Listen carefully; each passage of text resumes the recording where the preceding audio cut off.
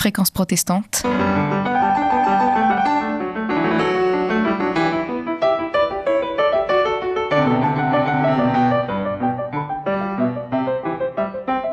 Philippe Bilger.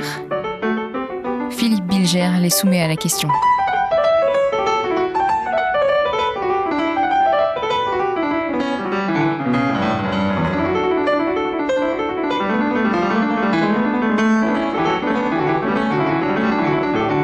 Monsieur le Président, auriez-vous la gentillesse de dire la nature de vos activités actuelles ?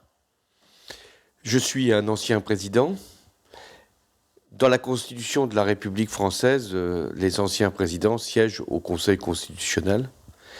Mais je n'avais pas souhaité que cette disposition de notre texte fondamental soit maintenue. Donc, sortant de l'Élysée, je n'ai pas souhaité siéger au Conseil constitutionnel.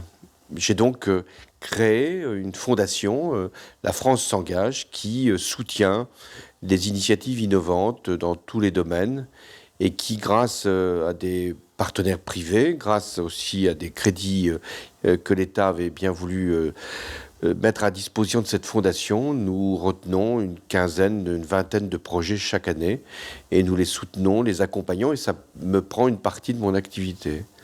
Pour le reste, dans les bureaux où vous êtes aujourd'hui, et je vous accueille bien volontiers, je reçois beaucoup de délégations, de personnalités qui veulent avoir une information, une expérience que je peux éventuellement transmettre. Et puis aussi, je fais en sorte d'écrire des livres. Des livres pour aussi bien revenir sur ce qu'a été le mandat qui fut le mien, que pour analyser une situation. En l'occurrence, le dernier livre que j'ai écrit était et reste encore sur la guerre en Ukraine, ses origines et hélas, ses conséquences. Et pour le reste, j'ai aussi comme vocation, en tant qu'ancien président, d'aller dans les établissements scolaires, les lycées, même les écoles, les universités, pour là aussi faire œuvre, non pas de pédagogie, mais de transmission, dire ce que fait un président de la République et comment il peut inspirer les parcours des plus jeunes talents de notre pays. Monsieur le Président, vous venez d'évoquer votre mandat. Considérez-vous qu'il a fait l'objet d'une critique démocratique et politique injuste ? De critiques, il en a été nombreuses qui lui ont été adressées, justes ou pas justes. Mais c'est la vie dans une démocratie. Je ne me suis pas plaint du sort qui était le mien. Je l'avais voulu. Nul n'oblige une personne à se présenter à la présidence de la République et, une fois élu, d'être dispensé de toute observation négative. Donc, j'ai voulu effectivement faire des choix qui ont quelquefois mis une partie de l'opinion contre moi. Je pense au premier texte qui a été évoqué, le mariage pour tous. Ça a été l'objet d'une mobilisation assez forte de la manif pour tous. Donc ça a été là aussi un premier déluge, si je peux utiliser cette expression, un déluge venant de cortèges nombreux sur la politique que je conduisais. Et puis ensuite, il y a eu des mesures fiscales qui ne plaisent forcément pas à tous. Et là aussi, il y a eu des critiques. Mais ce qui m'a le plus blessé, puisque c'est de ça dont il s'agit, c'est la rapidité avec laquelle un certain nombre de commentateurs, je ne parle pas de l'opposition, elle est dans son rôle, de commentateurs ont voulu considérer le mandat qui était le mien, comme s'il y avait une part d'illégitimité. J'étais allé à Brégançon pour quelques jours de vacances, j'avais pris le train et c'était jugé comme déjà un manquement aux règles, je ne sais lesquelles d'ailleurs, de l'exercice de la fonction présidentielle. 10 ans plus tard, j'ai été assez amusé de voir que le train avait été réhabilité, que malheur à celui qui emprunterait l'avion s'il partait en vacances dans le sud de la France. On avait aussi relevé des couacs qui aujourd'hui apparaîtraient comme des nuances quand je vois les différences qui peuvent exister dans tel ou tel gouvernement. Mais voilà, donc c'est vrai que j'ai trouvé que ça commençait très vite et ça ne s'est jamais terminé. Est-ce que le concept de normalité que vous aviez souligné et que, pour ma part, j'avais trouvé très intéressant, n'a pas été mal compris? Si, il l'a été, non pas dans la campagne présidentielle, où chacun avait bien interprété ce que signifiait un candidat normal par rapport à tous les excès que d'autres candidats pouvaient être éventuellement sujets. Donc, une fois devenu président de la République, j'avais dit je serais un président normal, non pas au sens que la fonction exigerait de la banalité, mais au contraire qu'il y avait une nécessité d'être un président proche, simple, humble même dans l'exercice de la fonction. Car j'ai toujours été hostile à une conception, disons, monarchique de nos institutions. Non pas que le président de la République n'ait pas des pouvoirs importants, certains même jugés exorbitants, mais il n'a pas besoin d'être un monarque. Il suffit d'exercer de manière républicaine la fonction qui lui est confiée. Et donc j'ai tenu bon sur ce mot de normal. Peut-être aurait-il été préférable que je dise modeste, tout en étant ambitieux pour mon propre pays, et en disant que la fonction est forcément exceptionnelle, mais que l'être qui doit l'occuper, justement, doit avoir le souci de maîtriser ses outrances, ses excès, et parfois même ses pulsions. Monsieur le Président, j'avais été frappé un jour où on vous questionnait sur l'évolution d'Emmanuel Macron. Vous aviez refusé de dire, en quelque sorte, que vous aviez été trahi en disant « Je connais très bien le milieu politique, je n'ai pas pu être floué, et pourtant, me semble-t-il, de l'extérieur, pour un citoyen passionné par la politique, il a pu considérer que vous aviez été trompé et même trahi. » Est-ce que c'est exact, à votre avis, ou est-ce que j'exagère? Ce qu'on appelle la trahison en politique est un phénomène assez courant. Chaque fois qu'une ambition se déclare, elle s'oppose à une précédente. Je ne vais pas reprendre l'histoire de la Ve République, mais elle est faite de successions qui n'ont pas toujours été faciles, ou en tout cas acceptées par le prédécesseur, ou par l'homme, ou en l'occurrence l'homme trahi. Ce que j'ai pu dire, c'est que dans la situation qui était la mienne, j'aurais souhaité plus de transparence, plus de sincérité, plus de vérité. Dans un gouvernement, un membre a parfaitement le droit de penser à la suite, y compris de vouloir être candidat à la présidence de la République, mais à ce moment-là, la logique est de quitter le gouvernement et de faire sa déclaration et de suivre à ce moment-là le chemin qui a été ouvert. Tel n'a pas été le cas pour mon successeur. Vivez-vous encore comme une souffrance le fait de n'avoir pas pu vous représenter? Oui, je le vis comme, d'une certaine façon, un regret profond. Une souffrance, il y a d'autres domaines où la souffrance peut trouver sa place. Oui, un regret parce que c'est très important de pouvoir justifier de son action et de défendre son propre bilan. Et comme peu le font, j'aurais été heureux de le faire à leur place et à ma place. Je l'ai d'autant plus regretté que j'ai commis une erreur qui a été de dire à l'avance la date à peu près à laquelle je ferai l'annonce d'être candidat ou de ne pas être candidat. J'avais dit ce serait à la fin de l'année précédant l'élection présidentielle, c'est-à-dire 2016. J'aurais attendu 2 ou 3 mois de plus, la situation politique était différente. Au moment où j'ai pris cette décision de ne pas être candidat, Emmanuel Macron avait déjà fait connaître son intention de l'être candidat, et il y avait une primaire qui était organisée au sein du Parti socialiste, ce qui me paraissait totalement absurde. Et enfin, il y avait une situation politique qui laissait penser que l'extrême droite avait quelques chances dans ce contexte, de parvenir à ses fins. 2 mois plus tard, la donne était totalement changée. La primaire du Parti socialiste n'avait donné aucun résultat qui permettait d'espérer une victoire. Et le candidat de la droite républicaine avait un certain nombre de difficultés que je n'ai pas besoin ici de rappeler, qui faisaient que ses chances d'être élu étaient devenues très faibles. D'où d'ailleurs le succès d'Emmanuel Macron. Y a-t-il, Monsieur le Président, dans le premier mandat d'Emmanuel Macron et dans sa suite, des éléments positifs qui viennent très directement de votre quinquennat, mais avec retard, en quelque sorte?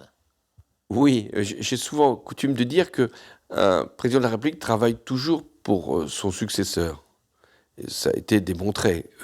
J'avais pris des mesures importantes dès 2012, renforcées en 2014-2015, pour que l'emploi puisse être soutenu autant qu'il était possible.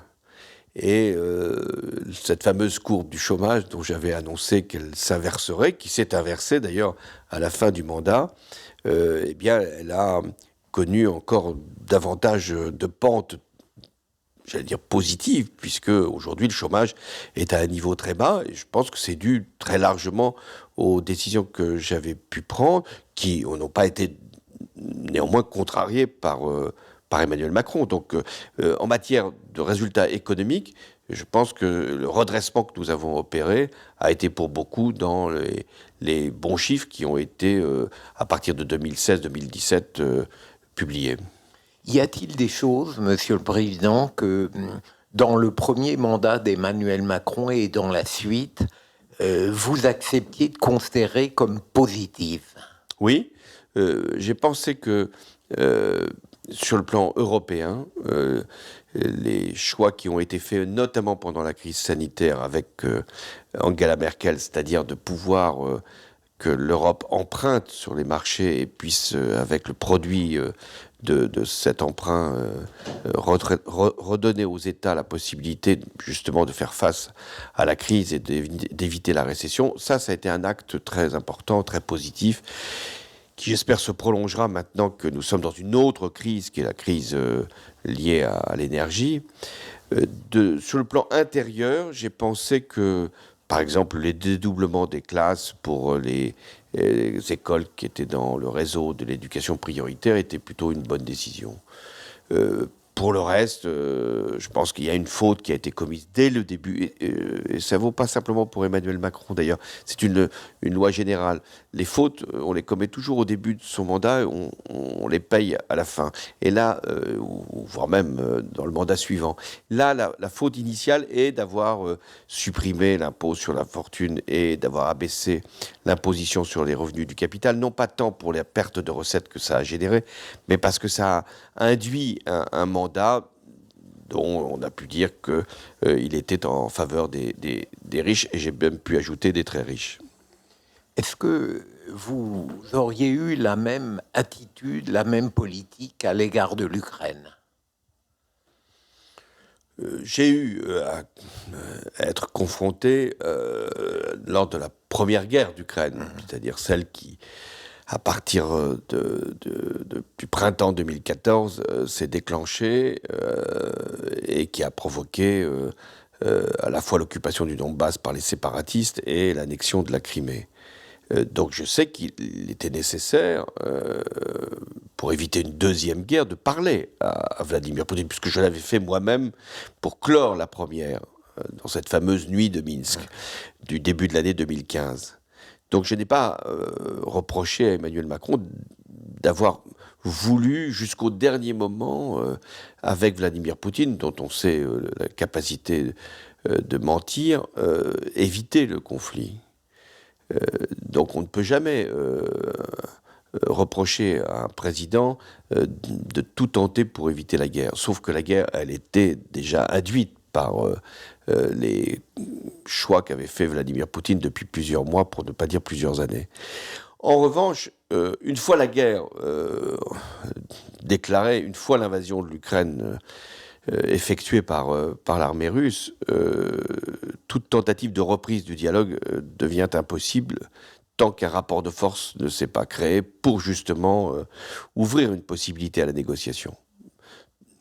Vous n'avez jamais été dupe, avez-vous dit, du caractère dictatorial et totalement atypique de la personnalité de Vladimir Poutine?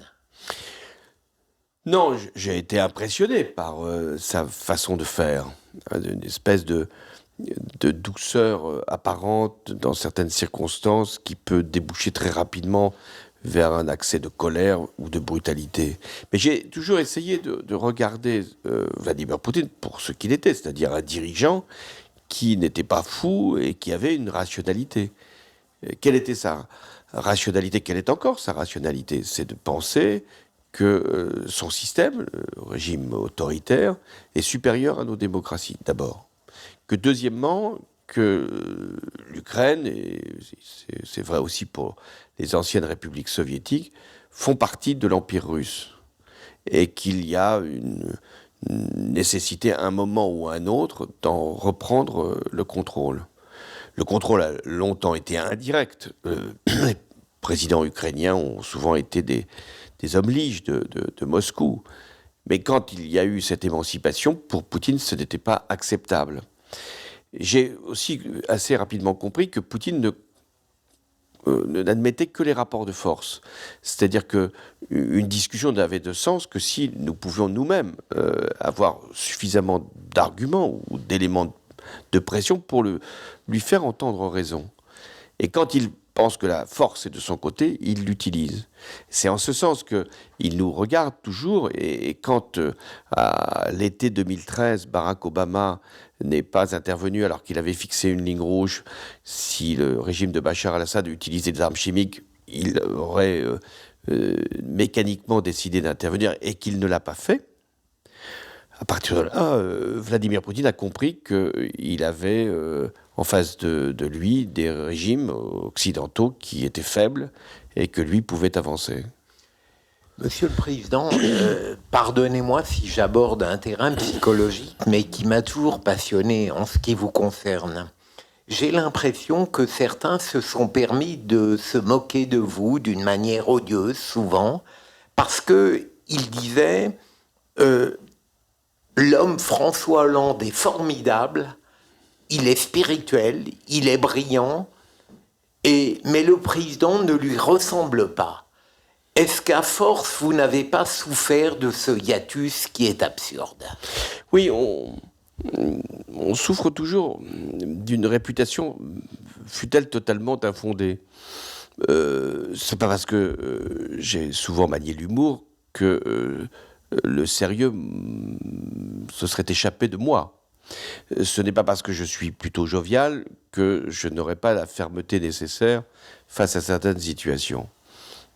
L'expérience a prouvé d'ailleurs que j'ai traversé des épreuves considérables durant mon mandat et que je ne crois pas avoir fait preuve de faiblesse, ni au moment précisément où il fallait intervenir en Afrique pour le Mali, ni au moment où il s'agit d'agir pour éradiquer Daesh en Irak et en Syrie, et encore moins pour lutter contre le terrorisme ici. Mais il y a sûrement de la part de commentateurs et aussi de responsables politiques l'idée qu'il y en a qui sont plus doués pour le pouvoir que d'autres. Il y aurait ceux qui seraient dans la vie politique là pour être dans l'opposition et d'autres qui seraient de manière innée pour exercer la responsabilité supérieure. Eh bien, tel n'est pas le cas. Souvent ceux qui font preuve d'arrogance dans l'exercice politique ne sont pas dans l'exercice du pouvoir forcément les plus forts et les plus fermes. Pour rester dans ce registre, Monsieur le Président, avez-vous parfois éprouvé du dépit face à ce que j'appellerais cette complicité surjouée entre Emmanuel Macron et Nicolas Sarkozy à votre détriment? Ça cherchait à vous blesser, clairement. Qu'en pensez-vous? Oui, j'en ai été surpris pour tout dire. Parce que quel était l'intérêt d'Emmanuel Macron d'avoir plus d'égards à l'endroit de Nicolas Sarkozy, qu'il, à ma connaissance, n'avait pas soutenu en 2012, puisqu'il était dans mon entourage. À quoi servait pour Emmanuel Macron de montrer de la complicité personnelle, politique, d'obtenir l'accord des LR, même s'il les cherche aujourd'hui, ces appuis-là. Peut-être était-ce pour marquer une différence à mon égard. Je crois que c'est ça l'explication.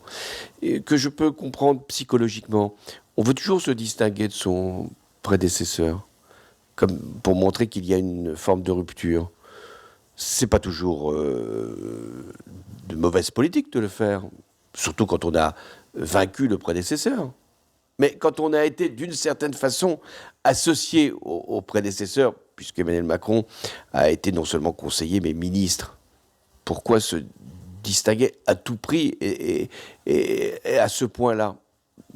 L'explication est peut-être ailleurs, c'est-à-dire que il y a eu, vous évoquiez les rapports qui ont été les nôtres, sans doute une forme de mauvaise conscience d'avoir eu l'attitude qui a été la sienne au moment décisif, et que c'est pas si facile de vivre avec sa mauvaise conscience. Il vous a trahi, mais il vous en a voulu. Comme tout, dans ce type de tragédie, c'est toujours le cas. Monsieur le Président, Emmanuel Macron a prétendu dépasser la droite et la gauche.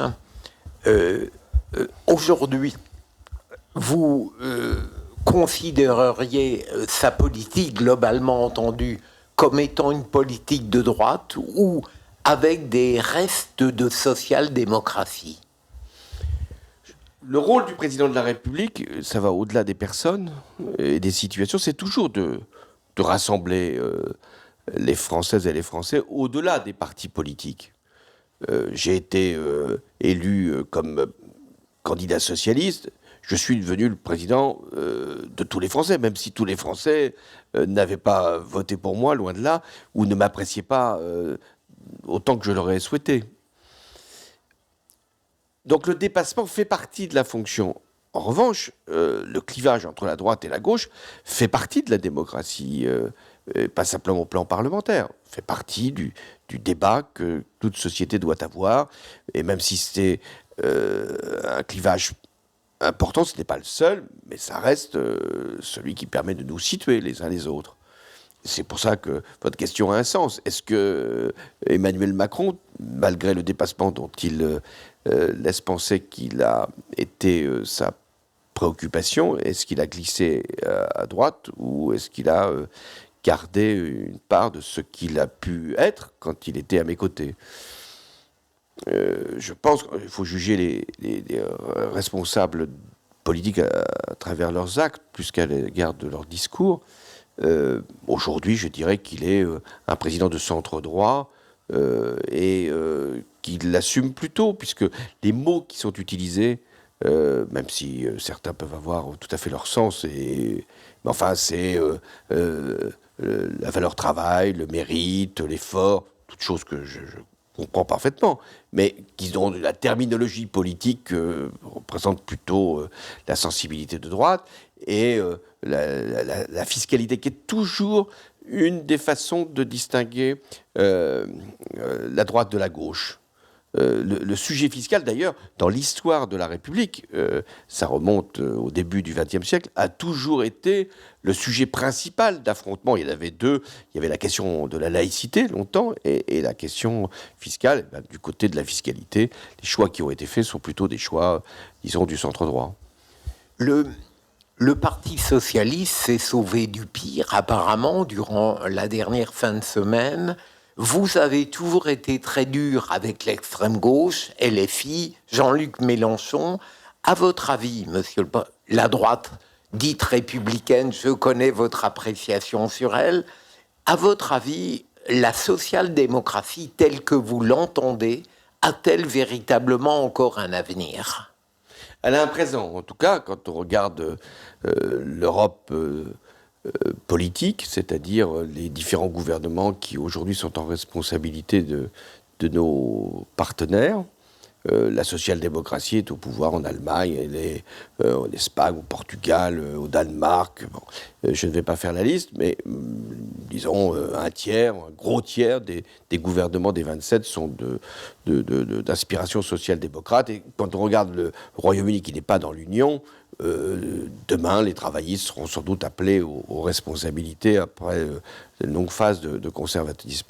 Donc, je ne pense pas que ce soit la social-démocratie qui soit en difficulté, c'est plutôt la politique qui est en difficulté.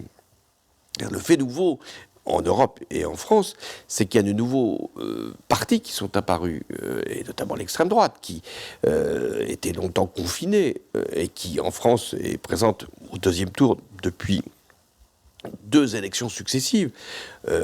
En Italie, l'extrême droite gouverne. En Suède, elle soutient un gouvernement. Et on voit bien qu'il y a une pression de l'extrême droite. Bon. Et une partie de l'électorat de l'extrême droite vient de ce qu'étaient autrefois les partis dits de gauche, et notamment sociaux-démocrates. Et puis, il y a une radicalité qui s'est également installée, en France en particulier, mais pas seulement en France. On l'a vu au Royaume-Uni il y a quelques années avec Corbyn, on l'a vu en Espagne avec Podemos, on l'a vu aussi en Italie avec le mouvement 5 étoiles, etc. Et qui a bousculé aussi la social-démocratie. Pour revenir donc à la France, je pense qu'elle est un cas très particulier. Car si la social-démocratie s'est plutôt maintenue malgré toutes les compétitions qui se sont multipliées à ses flancs, c'est en France que l'idée social-démocrate, alors même qu'elle couvre un espace politique assez large, est sans représentation, à cause de l'effondrement du Parti socialiste et à cause aussi de ce qu'a été le mouvement d'Emmanuel Macron, qui a absorbé aussi une partie de cet électorat.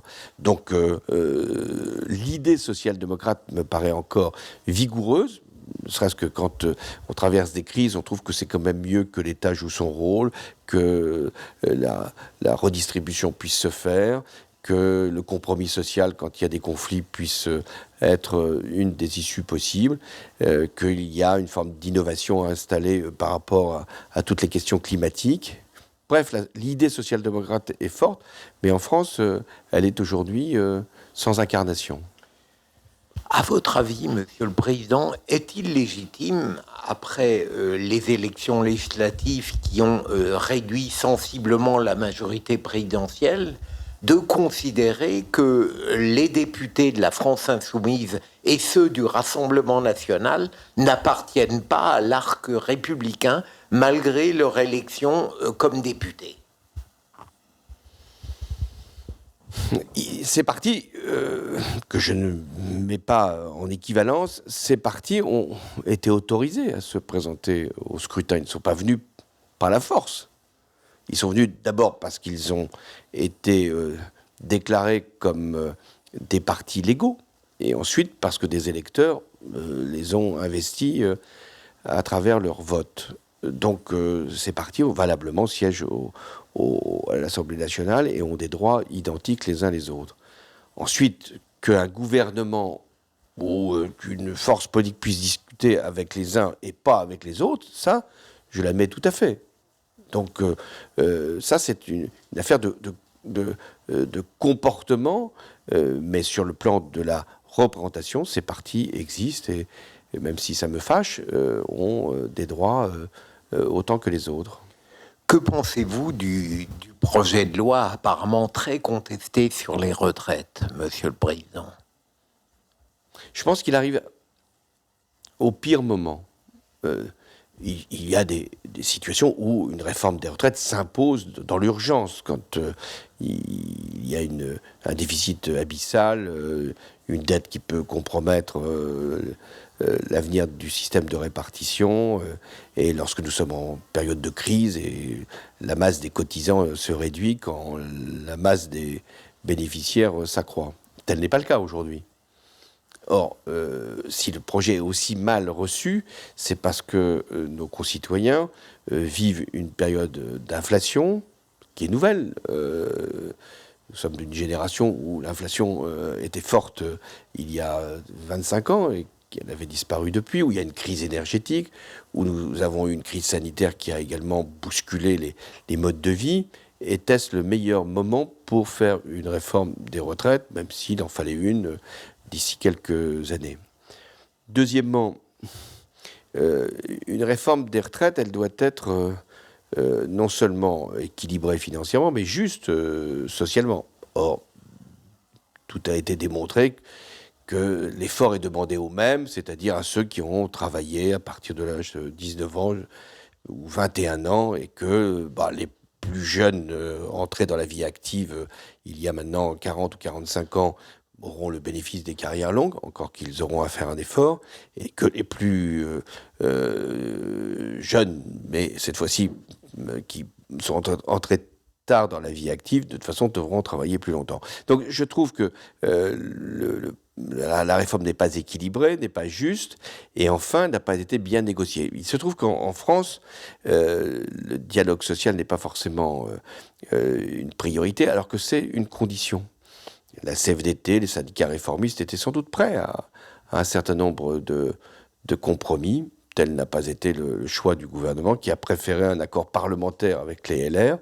Et il est à craindre pour le gouvernement qu'il n'ait ni le compromis avec les syndicats, ni forcément l'accord avec les LR.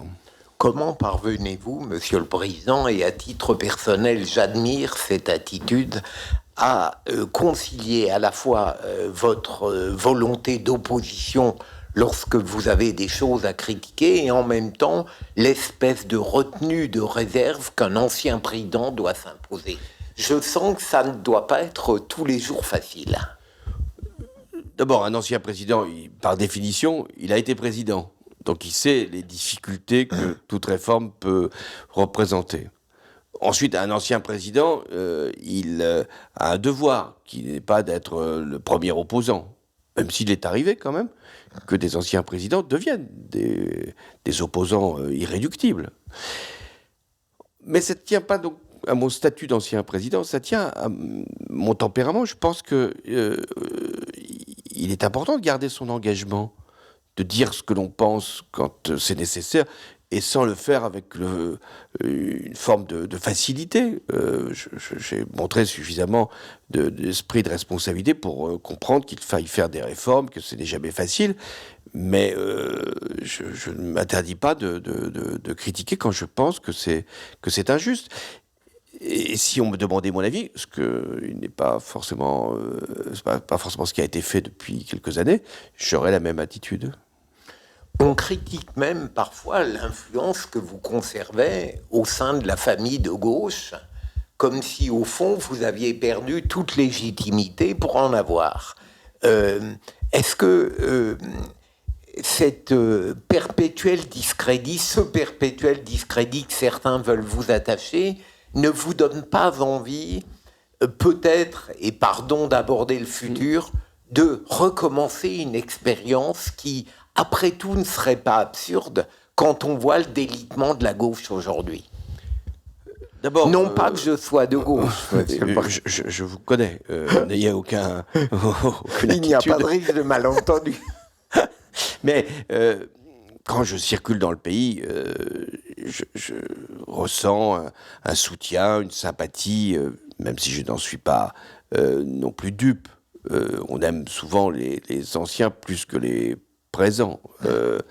On aime regarder le passé avec nostalgie et le présent avec sévérité. Mais c'est vrai que j'ai toujours cette même flamme qui ne disparaît pas, je crois, avec l'âge, c'est-à-dire l'engagement qui a été le mien très jeune pour la gauche, pour le Parti socialiste, n'a pas disparu. Et que je suis tout à fait,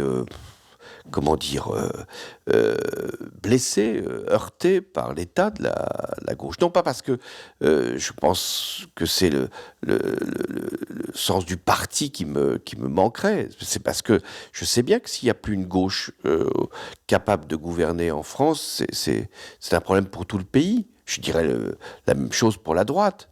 Je considère que l'affaiblissement, pour ne pas dire l'effondrement des grands partis républicains, n'est pas un problème simplement pour les adhérents de ces partis ou pour les électeurs de ces mouvements ou même pour les nostalgiques de cette histoire.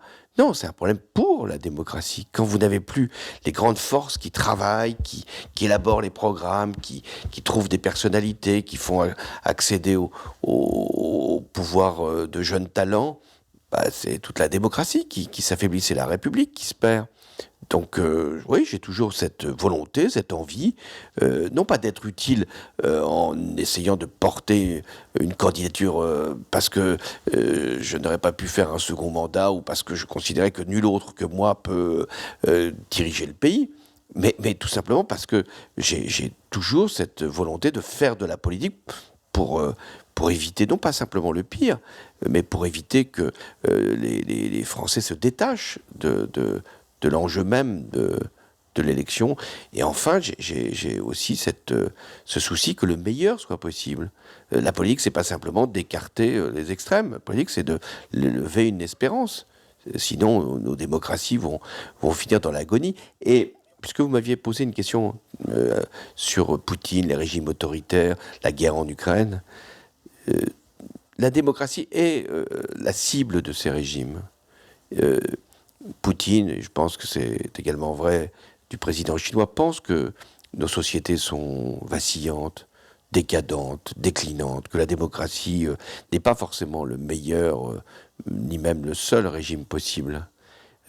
Donc il y a cette pression de l'extérieur. C'est pour ça qu'ils ont déstabilisé par tout moyen nos démocraties. Mais la pire menace, elle n'est pas extérieure, elle est intérieure. C'est-à-dire si nous-mêmes, nous ne voulons pas défendre ce que nous sommes, si nous pensons plus que la liberté est fondamentale, si nous ne sommes pas attachés à des formes de pouvoir et de contre-pouvoir, les régimes autoritaires ont raison, nous laisserons à d'autres le soin d'organiser le monde. Ne pensez-vous pas, Monsieur le Président, que l'extrémisme dans la forme aujourd'hui qu'on remarque même dans les débats parlementaires renvoie tout de même à une sorte de pauvreté du fond? Et je mets la droite et la gauche ensemble. Est-ce que ça n'est pas le signe d'un délitement de la pensée politique elle-même? Mais la politique, c'est une pensée. La politique, ce sont des idées. C'est un travail de compréhension de la société et du monde, et d'aller chercher les réponses que collectivement nous pouvons nous-mêmes façonner.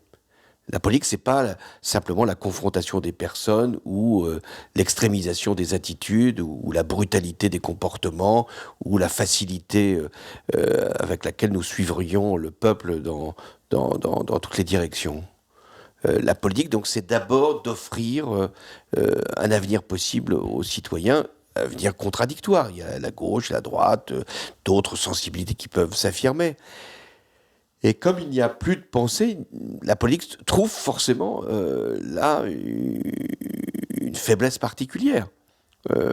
Où sont aujourd'hui les grandes conceptions de la vie en commun, où sont les préconisations qui nous paraîtraient possibles pour avoir un système économique plus performant et plus juste, comment assurer la transition écologique sans perdre l'idée de progrès, comment faire que la science soit à notre service. Enfin, il y a des sujets majeurs qui sont posés, mais qui ne sont pas aujourd'hui débattus.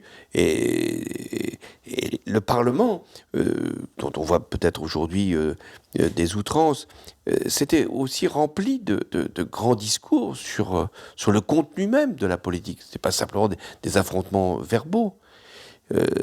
Sous la Troisième République, les meilleurs discours étaient publiés sur le mur de l'Assemblée nationale, de la Chambre des députés de l'époque.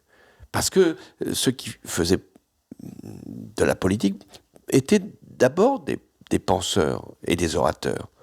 C'est comme ça que la droite a pu citer Jaurès également, oui. Monsieur le Président. Vous avez évoqué tout à l'heure votre engagement pour la gauche. Avez-vous jamais hésité entre la droite et la gauche aux sources de votre engagement politique, où il était évident que la gauche était votre famille? Ma famille n'était pas de gauche. Mon père était d'une droite plutôt extrême. Il était un partisan de l'Algérie française, gaulliste au début, anti-gaulliste à la fin. Donc, je n'ai pas baigné dans une atmosphère où les idées de gauche flottaient. Ma mère est d'une autre famille politique, plus traditionnelle sans doute, mais elle avait un esprit social, mais n'était pas une socialiste. Elle l'est devenue. Peut-être davantage à mon contact que celui de mon père. Mais je me suis fait moi-même mes propres convictions. J'ai cherché moi-même ce qui me paraissait le plus approprié pour faire avancer le pays. Alors, sans doute le fait que, adolescent et pour une longue partie de la première partie de ma vie, c'était la droite qui était au pouvoir, sans doute que ça a facilité mon engagement à gauche. Mais je n'ai jamais tellement hésité. Je pensais que ce qui me correspondait le mieux, sur le plan de mes idées, de mes recherches, de ma compréhension de la vie, c'était la gauche, mais pas la gauche communiste. Alors que dans la génération qui m'avait précédé, c'était plutôt cette inclinaison. Non, la gauche socialiste, de ce point de vue-là, la figure de Mitterrand, qui était apparu devant moi dans la télévision dans sa campagne de 1965, j'avais 10 ans, finalement a été assez convaincante, cette figure-là, pour me conduire où je suis arrivé. Monsieur le Président, tout à l'heure, vous avez dit que lors des campagnes, les présidents, espérant l'être en tout cas, disaient qu'ils seraient les présidents de tous les Français. Et on s'aperçoit, et vous l'avez dit vous-même, que la politique tranche, clive. Sera-t-il un jour possible d'avoir un président qui serait véritablement celui de tous les Français? Les présidents successifs ont été, à un moment, tous de leur mandat, le président de tous les Français. Ce sont les crises qui font les rassemblements. Je vous ai évoqué ce qui a été dans ma présidence, la crise terroriste. Elle m'a forcément conduit à faire des choix, à prendre des décisions qui n'étaient inscrites dans aucun programme et qui allaient bien au-delà de savoir si c'était la gauche ou c'était la droite. Il était impérieux de réagir et de préserver les libertés, mais quand même d'assurer la répression nécessaire. Je pense que pour Emmanuel Macron, durant la crise sanitaire, il a été forcément regardé comme le président de tous, parce qu'il fallait bien qu'on sache si on pouvait circuler, être vacciné. Donc, toutes les présidences ont été forcément, à un moment, une forme de rencontre entre le peuple tout entier et son représentant. Puis après, les choses reviennent à leur cours initial, les différences s'établissent, les clivages s'opèrent, et c'est perdu. Mais un président ne peut pas vivre tout son mandat avec cette tension-là. À un moment, ça retombe et les sujets, j'allais dire, domestiques, qui sont des sujets tout à fait honorables, reprennent le dessus. Monsieur le Président, lorsque vous n'êtes pas dans la pensée politique ni dans l'action, comment vivez-vous? Est-ce que le bonheur, la vie personnelle, vos enfants, ça a de l'importance? Oui, beaucoup d'importance. Mes enfants, j'en ai 4, sont devenus maintenant des grandes personnes, comme on dit. Ils font leur vie. Ce sont eux qui représentent l'avenir et à eux de prendre des décisions qui les concernent et qui peuvent même être au-delà de leur propre personne. Oui, je maintiens les réunions de famille. Je pense que c'est important qu'on garde non pas cette unité, parce qu'il y a toujours des discordances, y compris dans les familles, mais ce lien profond qui nous unit tous. Et qui nous permet de comprendre aussi ce que les uns et les autres peuvent ressentir. Et surtout quand on a fait de la politique, comme je l'ai pratiqué, c'est-à-dire avec un sacrifice de beaucoup de vacances, de fin de semaine, où les enfants n'étaient pas forcément présents. Donc il y a une forme de rattrapage que j'opère. Quant au bonheur personnel, je le recherche comme toujours, comme chacun d'ailleurs, parce qu'il n'y a pas de bonheur personnel dans le malheur collectif. Donc c'est pour ça que penser qu'on peut se replier simplement dans sa sphère privée et oublier tout ce qui se passe autour de nous me paraît non seulement une chimère, mais un danger profond, qui est en fait, je pense, la tendance, hélas, aujourd'hui la plus forte, que la crise du Covid a encore aggravé. L'idée qu'on peut se replier et éviter de partager la douleur des autres. Non, on est tous solidaires d'une certaine façon de notre pays et du monde qui nous entoure. Ressentez-vous de la fierté, malgré la simplicité authentique qui émane de vous, et j'en suis le bénéficiaire, à faire partie de l'histoire de France? Je pense que l'histoire, elle est sélective, et on ne peut pas déterminer ce qu'elle retiendra. C'est la trace qui va compter. Qu'est-ce qui sera retenu de mon mandat, quoi que je puisse dire aujourd'hui, quoi que je fasse pour défendre le bilan qui est le mien, c'est finalement des événements et des crises. Ce qui restera, c'est peut-être des lois parce qu'elles ne seront jamais remises en cause. C'est peut-être des décisions économiques, des décisions politiques importantes sur le plan extérieur. Mais comme je vous l'ai dit, ce sont les crises qui resteront dans l'histoire. J'ai été le président de la crise qui a frappé notre pays avec le terrorisme islamiste. Que je fasse tout pour dire que j'en ai fait beaucoup d'autres de choix importants. Ce qui restera, c'est l'image que l'on a eue le 13 novembre, de mon intervention vers minuit, alors que les terroristes retenaient encore en otage plusieurs personnes au Bataclan. Ce qui restera, c'est la grande manifestation du 11 janvier 2015, parce que il y avait des millions de personnes dans la rue, et il y avait tous les chefs d'État et de gouvernement qui étaient là parce que nous sommes la France. C'est ça qui restera comme trace. Et donc je fais confiance à l'histoire. N'en avez-vous pas assez, Monsieur le Président, d'être caricaturé par certains comme le socialiste des synthèses molles, alors que vous avez été, on peut le dire, parfois tout le contraire? Oui, mais quand on est chef de parti, le rôle, c'est de faire la synthèse. Parce que c'est de cette addition-là, de ce compromis-là, que va venir la possibilité d'accéder au pouvoir. Mais lorsqu'on est dans la responsabilité principale, donc président de la République, il n'y a pas de synthèse possible. Il faut agir et il faut décider. Mais s'il n'y avait pas eu au départ le souci de rassembler, il n'y aurait pas eu la victoire. Et aujourd'hui, ce que je déplore, c'est que dans les partis politiques, on ne fait même plus de synthèse, c'est l'éclatement, c'est la division, et donc c'est l'empêchement d'arriver au pouvoir.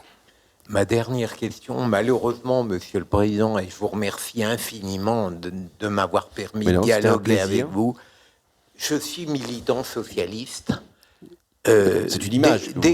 Une image, absolument, mais j'arrive assez bien à me mettre dans la peau de ce militant, désespéré par l'état de la gauche aujourd'hui, par la radicalité, la violence de l'extrême gauche, par le danger de l'extrême droite. Et ce militant vous dit, Monsieur le Président, j'aimerais vraiment que vous soyez à nouveau candidat. Vous lui dites quoi? Je lui dis, écoute, cher camarade, nous allons d'abord rebâtir une formation politique digne de ce nom. Nous allons nous mettre au travail. Nous allons réfléchir à un programme. Nous allons parcourir la France. Nous allons fédérer toutes les initiatives. Et alors, tu verras, un candidat viendra. Vous êtes très doué, Monsieur le Président. Je vous remercie infiniment, vraiment.